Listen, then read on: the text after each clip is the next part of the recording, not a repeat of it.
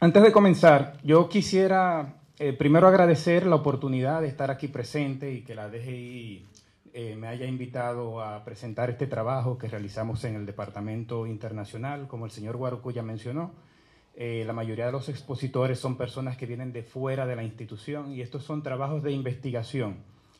Y quisiera felicitar a la DGI por el hecho de que ha creado este foro de que economistas que realizan trabajos de investigación en temas fiscales, en temas de finanzas públicas, puedan presentar trabajos. Y eso es importante porque en nuestro país las discusiones sobre temas impositivos, las discusiones sobre reforma fiscal, casi siempre tienen un vacío en cuanto a formulaciones teóricas, argumentos económicos. Prácticamente las discusiones siempre se llevan en base a qué sector estamos o no afectando, a quién le conviene o no, qué impuesto. Pero uno puede notar que en estas discusiones hace una falta grande de investigación, una falta grande de research, determinar, por ejemplo, dónde cae la incidencia de cada uno de los impuestos que tenemos. Tenemos en República Dominicana un sistema impositivo que es progresivo, ¿no?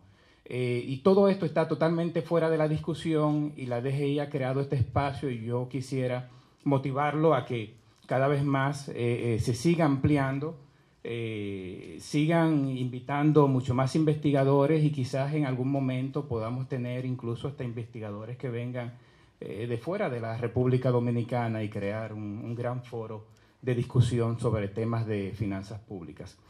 Bien, vamos. El trabajo que hemos realizado acá, como ya Pavel presentó, se titula El impacto fiscal del DERECAFTA en República Dominicana. Este es un trabajo que fue realizado, aunque yo lo estoy presentando, fue realizado por un equipo de jóvenes investigadores en una unidad de investigación que no tiene mucho tiempo que abrimos en el Departamento Internacional, del cual forma parte Raimer Díaz, Amarilis Altagracia Aquino y Rafael Rivas estuvo en su momento trabajando con nosotros. Yo simplemente serví como coordinador de este trabajo de investigación que realizamos, pero el gran trabajo lo hicieron estos jóvenes que nosotros tenemos en nuestro departamento.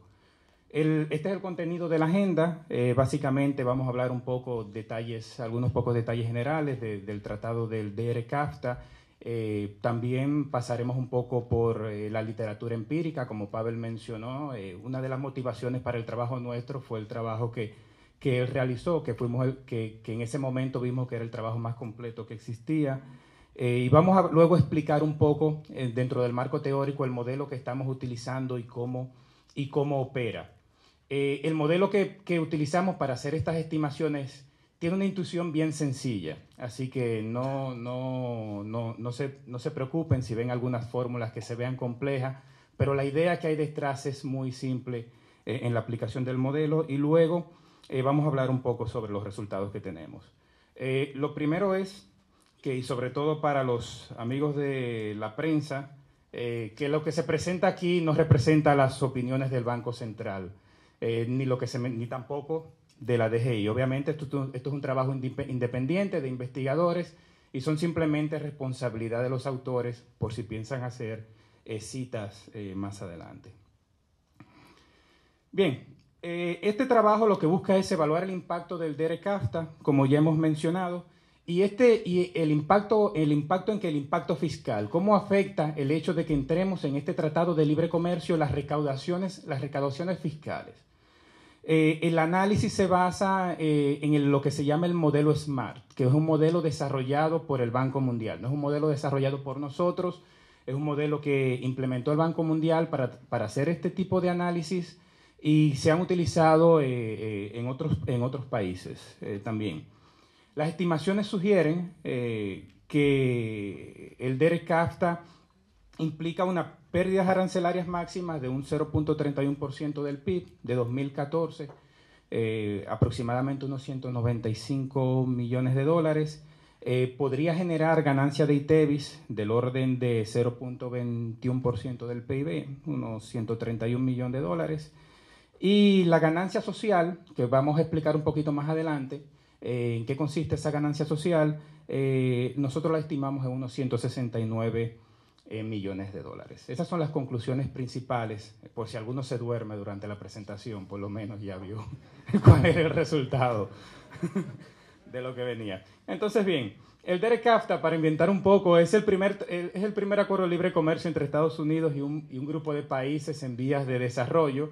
Y como todo acuerdo de libre comercio tiene ciertos objetivos que implican no solamente reducción de aranceles, sino hay objetivos también de inserción de mercados, eliminar ciertos tipos de barreras no arancelarias, y también tiene algunos objetivos de aumentar lo que es la transparencia que existe entre los gobiernos signatarios.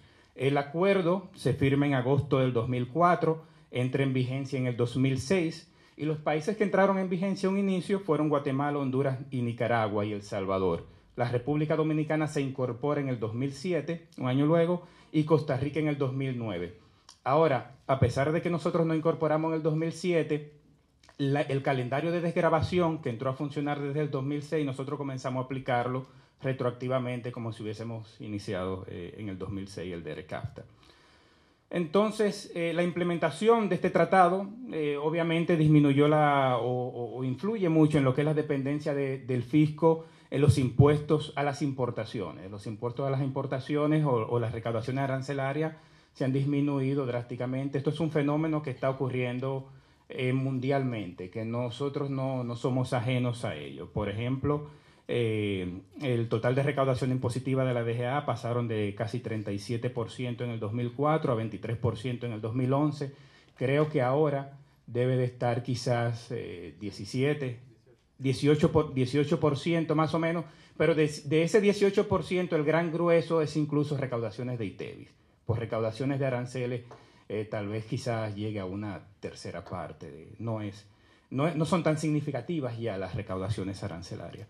No, también este tratado eliminó lo que era la comisión cambiaria, que equivalió a un 13% del valor de las materias primas y bienes intermedios de capital importado. Para tener una idea de la importancia de este acuerdo, aquí presentamos un poco lo que es el valor de las importaciones por país de origen del DEREK-CAFTA. Estas son las importaciones que tiene República Dominicana de bienes. Esto no incluye servicios. Y los bienes tampoco, aquí dejamos fuera un poco el tema de los combustibles, porque los combustibles al fluctuar tanto pueden puede presentar ciertas variaciones muy drásticas en las estadísticas debido a la variación de los precios. Entonces, estas son el valor de las importaciones nuestras. Obviamente, Estados Unidos es el país donde mayor importamos, casi de este grupo de países, más del 90% de las importaciones vienen de Estados Unidos. Y luego sigue en relevancia lo que es Costa Rica y Guatemala. Acá está un poco lo que es el valor de las exportaciones que tenemos nosotros hacia los países del DEREK-CAFTA. Obviamente esto es exportaciones de bienes, no incluye exportaciones de zonas francas, no incluye exportaciones de servicios, tampoco incluye nada relacionado con combustibles. No, cuando vemos el valor de este intercambio comercial, bueno, en casi todos los países podemos ver que es deficitario, en el caso de la República Dominicana, al comparar las dos tablas. Entonces, bien, vamos a hablar un poco de lo que es este desmonte arancelario que implicó el DEREK-CAFTA, ¿no? Dijimos ya que el inicio del calendario de desgravación se firma, ¿no? Entra en vigencia en 2005 para aplicarse a partir de 2006. Y las desgravaciones se hacen por canasta o grupo de bienes. Todos los bienes que se importan de estos países se agrupan en lo que se llaman o se denominan canastas, ¿no? Y dependiendo de esa canasta van los desmontes. No todos los bienes se desmontan de la misma manera o en la misma proporción. Por ejemplo, nosotros los bienes los tenemos agrupados en 10 canastas de desgravación, que las llamamos por estas siglas que están acá. Y también existe lo que se llaman 61 productos en cuotas y salvaguarda agrícola, que estos productos incluyen carne bovina, cerdo, pollo, leche. Estos son los productos que están mucho más protegidos dentro del acuerdo y cuya desgravación iba a tomar mucho más tiempo. El calendario de desgravación inicia en 2006 y culmina en 2025. Es decir, para 2025 todas estas canastas tenían que ir desmontadas. No todas iban a ser desmontadas de igual forma, ¿no? Como vamos a ver un poco más adelante. los desmontes arancelarios que se promovieron en el acuerdo de ERE-CAFTA, la mayoría de ellos ocurrieron inmediatamente y estaban en los bienes que se agrupaban en la canasta A y G, que ahí estamos hablando de más de 5.000 líneas arancelarias, ¿no?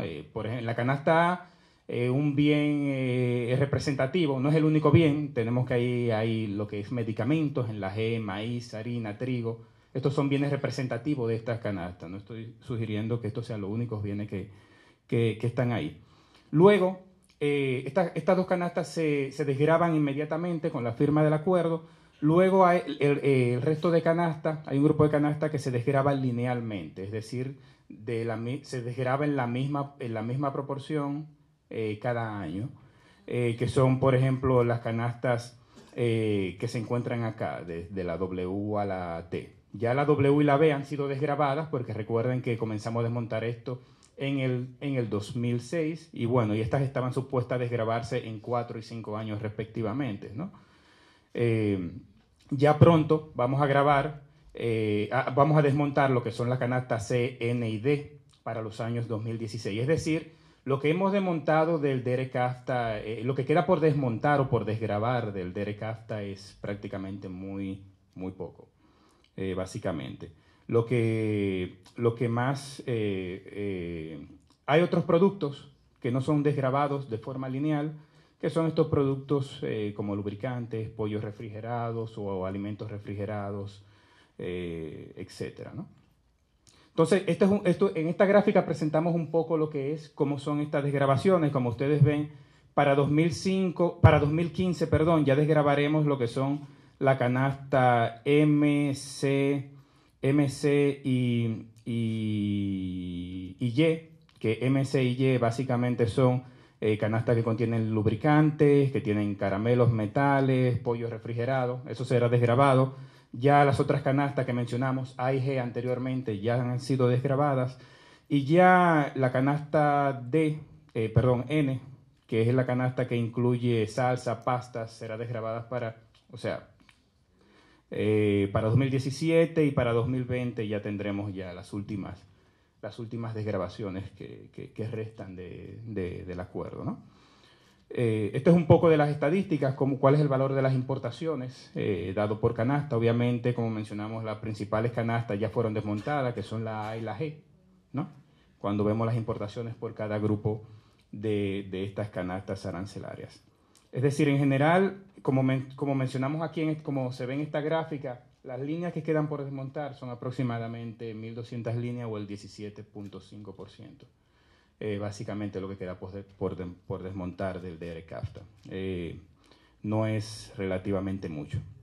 Entonces, bien, vamos un poco a materia de cómo estimamos nosotros este impacto en las recaudaciones fiscales. Como mencionamos, nos basamos en trabajos hechos anteriormente. Uno de ellos es el que realizó Pavel, que también hizo una aplicación del modelo SMART. En el trabajo que Pavel realizó se encontraba que las pérdidas arancelarias rondaban a cerca de 0.5% del PIB del 2003 y para todo el periodo de desmonte andaban más o menos estimadas en 1.3% del PIB. Nosotros, hay otros trabajos que se hicieron también, por ejemplo, Rodríguez del Ministerio de Hacienda estimó las pérdidas arancelarias durante los meses marzo-agosto, solamente se limitó a mencionar estos meses de acá, ¿no? En 38.4 millones de dólares. También la USAID tiene un estudio relacionado donde estimaba las pérdidas arancelarias en 42.7 millones. Y también existen algunos trabajos internacionales que se han hecho, pero no han considerado el caso de República Dominicana. A diferencia un poco del trabajo de Pavel, nosotros no solamente observamos las pérdidas en ganancia arancelaria, sino también tratamos de ir a ver qué ganancia por conceptos de recaudaciones de ITEVI podrían producir este desmonte, porque como ustedes se podrían imaginar, bueno, si yo reduzco los aranceles y estos bienes que yo importo bajan de precio por esa reducción de aranceles, es posible este volumen de comercio aumente, entran más bienes no pagarán aranceles o pagarán menos en arancel, pero pagarán ITEVIS. Al mismo tiempo existe lo que se da una ganancia social por este aumento del comercio o de la actividad económica que se realiza, y nosotros intentamos estimar esta ganancia social que se produce debido a este aumento del comercio. Entonces, en eso utilizamos el modelo SMART, como mencionamos, que es un modelo del Banco Mundial. Este modelo es un modelo de lo que se llama equilibrio parcial. ¿Qué es un modelo de equilibrio parcial? Es un modelo que solamente analiza un mercado. Supóngase usted está haciendo un modelo de oferta y demanda de helados y usted solamente se centra en el mercado de helados. Es un modelo de equilibrio parcial. Hay otros modelos, son los modelos de equilibrio general, son modelos que tratan de analizar todos los mercados. Por ejemplo, cómo el hecho de que el precio del helado en este mercado disminuya, cómo puede tener efectos en otros mercados. Por ejemplo, en el mercado de dulces, por ejemplo, o de golosinas. Ya cuando tú analizas varios mercados, lo que pasa en un mercado y el efecto que tienen varios, tú utilizas un modelo de equilibrio general. Son un poco más difíciles, son mucho más difíciles de utilizar porque implica que tú tienes que hacer supuestos sobre cómo están relacionados todos estos mercados. En el equilibrio parcial tú solamente te centras en un mercado. Nosotros tenemos este mercado de cómo estos cambios en los precios de los productos importados afectan esta demanda de productos importados, y nos limitamos ahí, ¿no? No vamos un poco a ver efectos en otros mercados que se podrían producir. Entonces, este modelo tiene una serie de supuestos. Uno de ellos es que la elasticidad de la oferta es infinita. ¿Qué significa esto? Que la oferta de productos exportados, los países que exportan productos, son tomadores de precios. Los precios de los productos que se exportan se venden en mercados internacionales y los precios se determinan en mercados internacionales. Es decir, el hecho de que Costa Rica decida por alguna razón aumentar la exportación de un producto, reducirla, eso no va a variar el precio internacional del producto que exporte Costa Rica. Eso es básicamente lo que significa este supuesto. También asume que los precios son exógenos, es decir, son determinados en mercados. Ningún país en particular puede decidir este es el precio del arroz internacional unilateralmente, ¿no? Y también tiene lo que se llama otro supuesto por el lado de la demanda, que se le conocen como supuesto de demanda de Armington. ¿Qué significa esto? Simple y sencillamente se asume que por el lado de la demanda, sabemos que por el lado de la oferta, los países que exportan son tomadores de precios, y por el lado de la demanda, por ejemplo, la demanda de importación de República Dominicana, tenemos que hay una elasticidad precio-demanda, o sea, hay una elasticidad precio-demanda que determina la cantidad importada, ¿no?, que tiene la República Dominicana, y también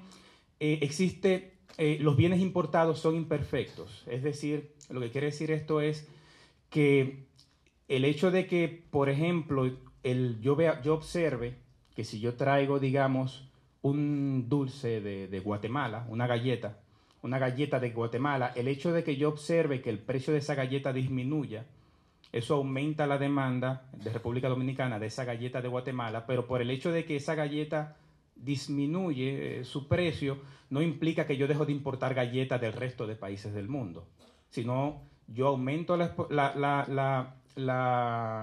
importaciones desde Guatemala de galletas, pero también sigo importando, aunque quizás en menor medida, galletas de otros lados, porque los bienes no son perfectamente sustituibles entre sí. Entonces, básicamente eso es lo que se asume por el lado del lado de la demanda. Entonces, este modelo lo que hace es estimar lo que se llama, para estimar el efecto del intercambio comercial, estima dos tipos de efectos. Algo que se llama efecto de creación de comercio y efecto de desviación de comercio. Este efecto de creación de comercio que está dado por esta ecuación, ¿no?, básicamente es qué tanto volumen comercial se crea debido a la variación de precios. Este efecto de creación de comercio depende de un parámetro eta, que es la elasticidad de la demanda, del volumen importado, y esto es el cambio porcentual en el arancel de ese producto, ¿no?, del producto del producto Y que importa el país J proveniente del país K, ¿no?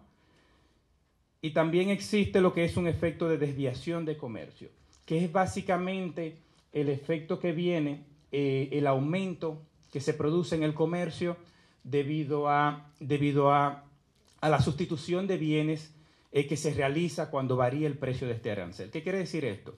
Si ustedes recuerdan su clase de micro 101, cuando ustedes tenían una curva de oferta y demanda, ¿qué decíamos? Decíamos cuando el precio de la demanda cae, aumenta la cantidad demandada. Ahora bien, ese aumento en la cantidad demandada depende de dos cosas. Depende de un efecto sustitución, es decir, el precio cae, mi ingreso aumenta, como mi ingreso aumenta, yo demando más. Eso es este efecto que está aquí, creación de comercio. Ellos simplemente le pusieron ese nombre para hacerlo un poquito más fancy, pero es eso que está aquí. Al mismo tiempo, cuando el precio de un bien cae, digamos, el precio del plátano cae, el plátano se hace mucho más barato relativo a otros bienes, quizá como la yuca. Entonces yo sustituyo y aumento demanda del plátano, por lo que se da un efecto sustitución, porque se hace más barato y sustituyo plátano por yuca. Eso es este efecto de desviación de comercio que está acá, ¿no? Es decir, cuando el precio de la demanda cae de un bien, cuando el precio de la demanda de un bien cae, la demanda aumenta básicamente porque aumenta tu ingreso, en términos reales, tú tienes más ingresos, tú puedes comprar más de ese bien, pero también ese bien se hace mucho más barato con relación a otros bienes y tú dejas de consumir otros bienes y los sustituyes. Y básicamente eso es lo que engloba estos dos efectos, eso es lo que estamos midiendo con estos dos efectos que están acá, ¿no? Eso es muy sencillo, solamente aplicar estas fórmulas. Estos son el volumen de importación. Acá esto es volumen de importación de países que provienen del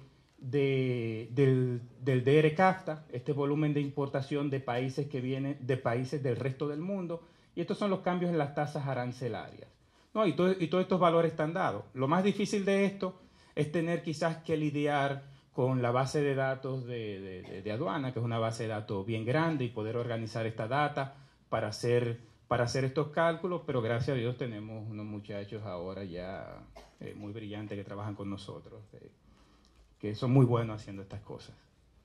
Entonces, pero en realidad es muy sencillo.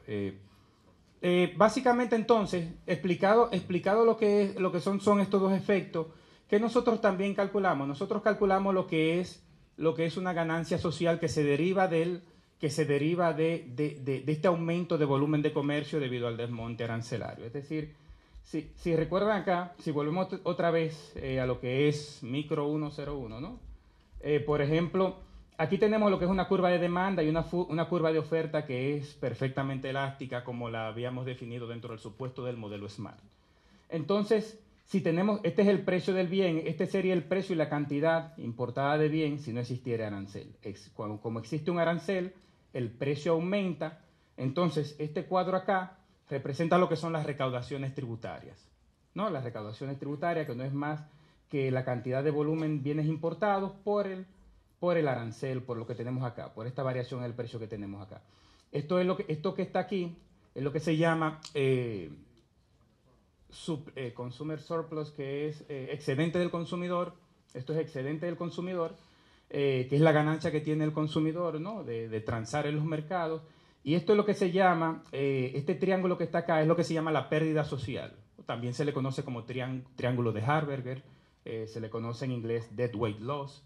Entonces, ¿qué es lo que nosotros estamos haciendo con este modelo? Bueno, partiendo de que tenemos una serie de aranceles, y estamos acá, asumiendo que el arancel cae de T0 a T1.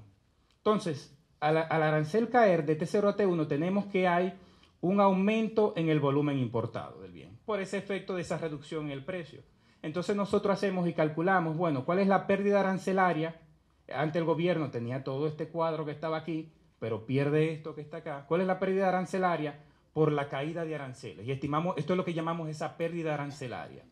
Ahora bien, al mismo tiempo, al aumentar el volumen importado, el gobierno está importando, tomamos en cuenta que el gobierno está importando este volumen, aunque recaudando impuestos a un arancel menor, pero también hay un aumento en la cantidad de bienes importados que pagan ITEVIS, por ejemplo, ¿no? Entonces, de estos bienes que pagan ITEVIS, calculamos ese aumento en esa recaudación que tiene que tiene el gobierno. Al mismo tiempo, el individuo, este triángulo que está acá, es lo que se llama una ganancia del consumidor o una ganancia social.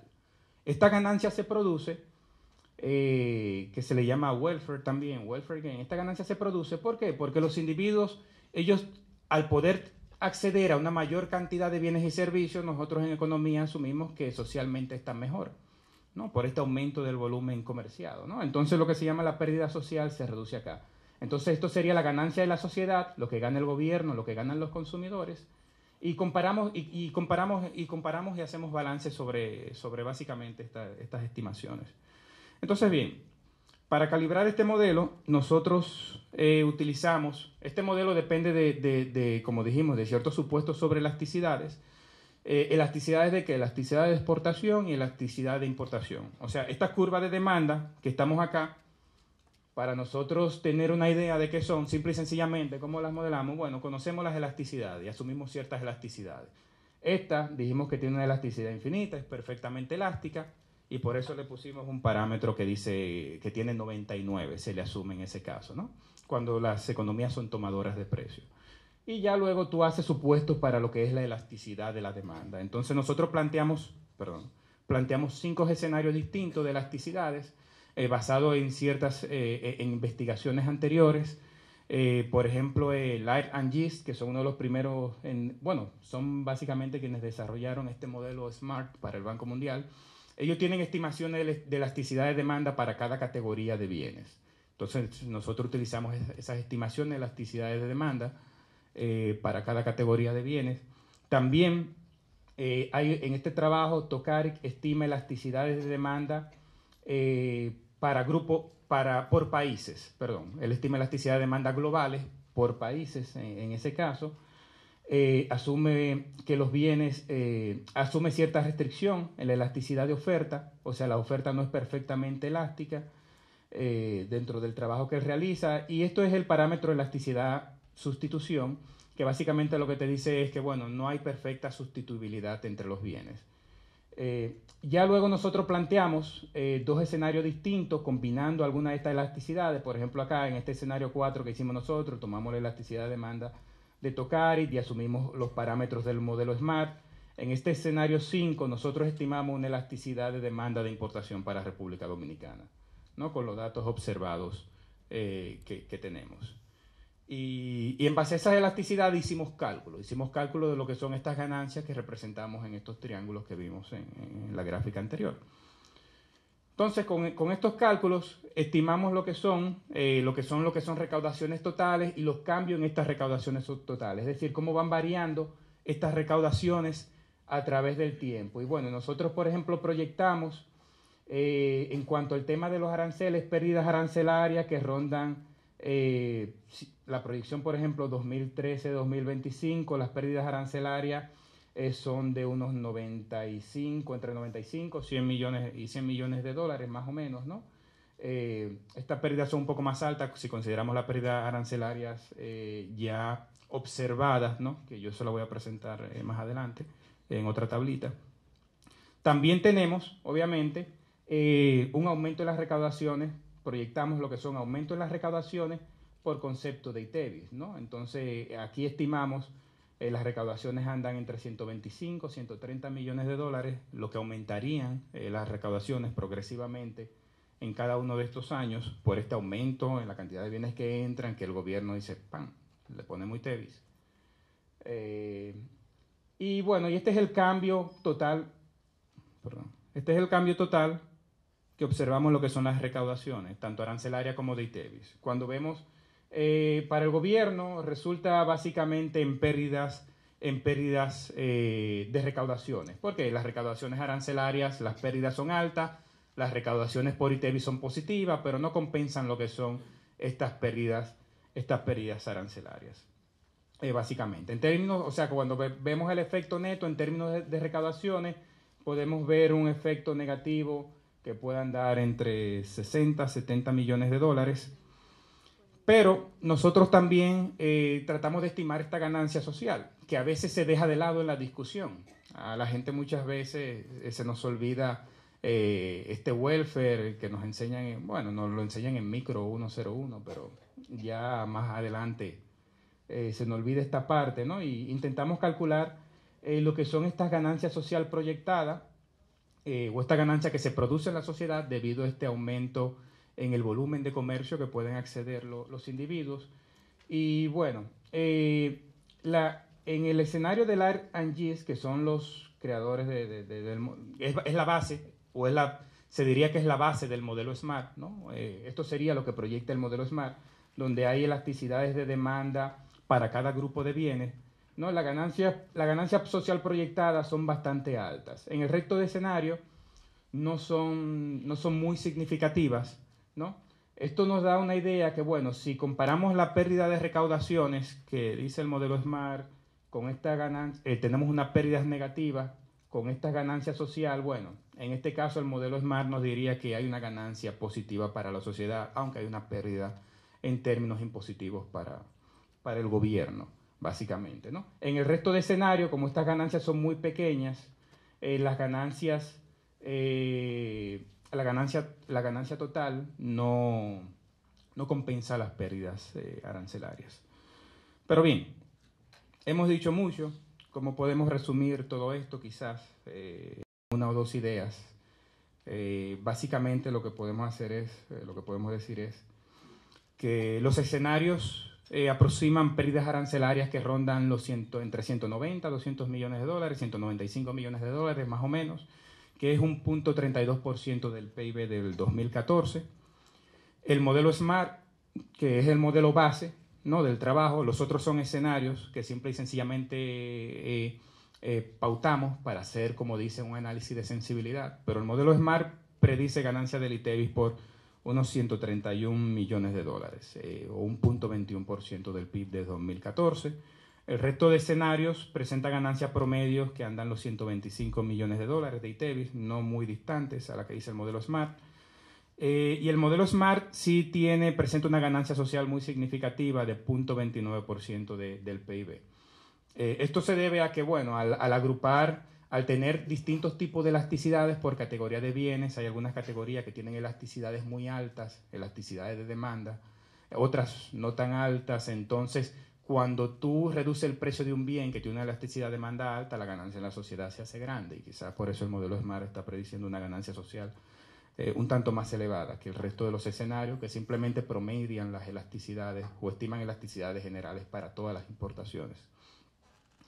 Entonces, resumiendo, el modelo SMART nos predice una ganancia total, considerando esta ganancia social y las pérdidas de recaudaciones, de 166 millones de dólares o 0.18% del PIB, y el resto de escenarios alternativos presentarían una pérdida de unos 64 millones de dólares o 0.1% del PIB. En general, ¿qué podríamos decir? Bueno, la incursión en el DERECAFTA tiene un impacto, obviamente, por el lado fiscal, por el lado tributario.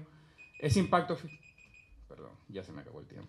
Este impacto por el lado tributario, básicamente lo que se compensa. Hay pérdidas arancelarias, hay ganancia de ITEVIS, más o menos se compensa, y quizás tenemos ciertas ganancias que se producen dentro de la sociedad debido al aumento del volumen de comercio. Es decir, no creo que, de mi punto de vista, el gobierno tenga que preocuparse por las recaudaciones. Si el tema es únicamente recaudaciones, no debería de preocuparse por el desmonte o por el efecto que tenga el DERECAFTA. En términos sociales, la sociedad en general podría estar estar más o menos empatada o mejorar un poco la ganancia social que podemos tener por este desmonte arancelario. Muchas gracias.